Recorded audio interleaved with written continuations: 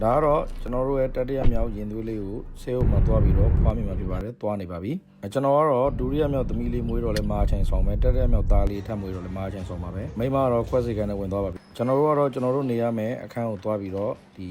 ပစ္စည်းရလေးသွားပြီးစီးတယ်ပေါ့နော်ကျွန်တော်ရဲ့သမီးလေးကတော့ကျွန်တော်ကိုကူညီညာပြီးတော့ရေကက်တာထဲမှာရေတွေပါတွေစီးပြီးတော့ကူညီပေးနေပါတယ်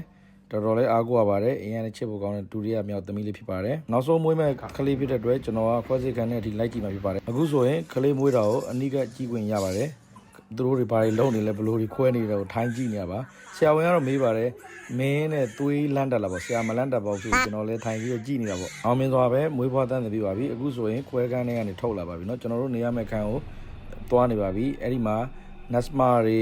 ဆရာဝန်တွေဝန်ထမ်းတွေအများကြီးပါပဲเนาะလိုက်ပြီးတော့အကုန်လုပ်ပေးပါတယ်ဒါကတော့ပုဂ္ဂလိကစေုံတွေရဲ့ထူးခြားချက်တစ်ခုအစားအစာကိုလည်းချိန်နဲ့တပြေးညီကျွေးပါတယ်ကျွန်တော်သားတော့ဒါနေပါဆက်စုနေတာပေါ့เนาะကျွန်တော်ကတော့ကျွန်တော်ရဲ့ခြေစင်းလေးကိုဒီတယူတရနဲ့ပေါ့เนาะဒီအစားအသောက်လေးတွေခွန့်ကျွေးနေတာပေါ့เนาะအားလုံးပဲတခြားလိုက်ကြည့်ပြီးတော့မှတ်တာเนาะဘောလာတို့အဲ့လိုယူဆိုင်ရတယ်ဆိုတာကိုအလဲ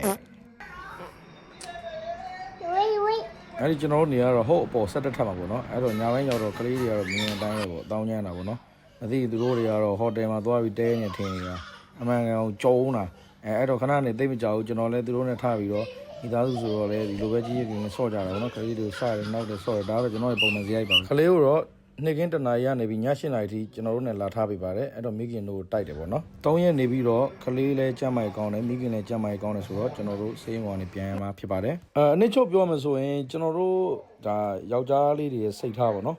အကူယူထားတဲ့ဇနီးမယားကိုအခုလိုမျိုး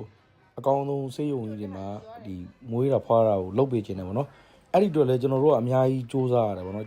အဲ့လိုပဲတချို့လည်းအဆင်မပြေဘူးဟိုကိုယ့်ရဲ့ဇနီးမြောက်အဲ့လိုမျိုးကောင်းတဲ့နေရာတွေမှာမွေးပေးခြင်းကြတာဒါပေမဲ့ဒီလုပ်ငန်းကိုင်ငန်းတွေအဆင်မပြေတော့လေဟိုအဲ့လိုနေရာမျိုးမရောက်ခဲ့ဘူးပေါ့နော်အဲ့ကြတော့လေ